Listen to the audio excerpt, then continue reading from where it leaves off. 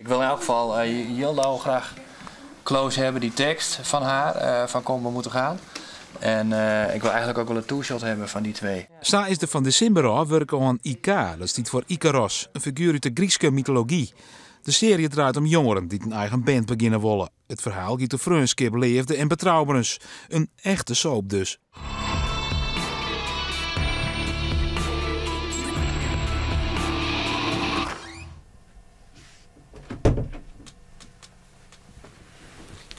Ik ben Sjoukje Minkema en ik speel je Jilda Veenstra. Ja, ho eens even, dit is mijn eerste keer. Als het een beter in je vierde keer? Ja, Jilda haar rol is echt heel initiatiefnemend. Als daarin in wordt omschreven, maar ze is echt initiatief. En best wel arrogant. Ik ben Riens Abma en ik speel hier Rutger Brouwer. Het is wel mooi vanke. Rutger is een slimme jongen, maar ik wil stil. Hij kan net zo goed zelf beslissingen nemen dat we het of snel voor hem dienen.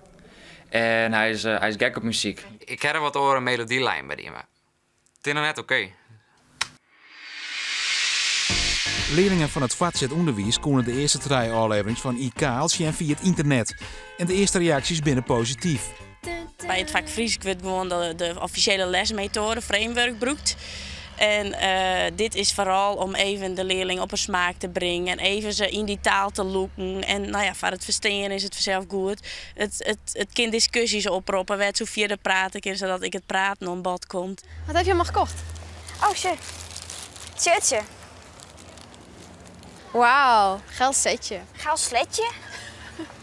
Ik zeg setje. Ik ga nou voor jou in Friesk op squallen en ik ga examen doen in Friesk. En ik zit dan in mijn eentje in de klasse bij Friesk, bij een leraar.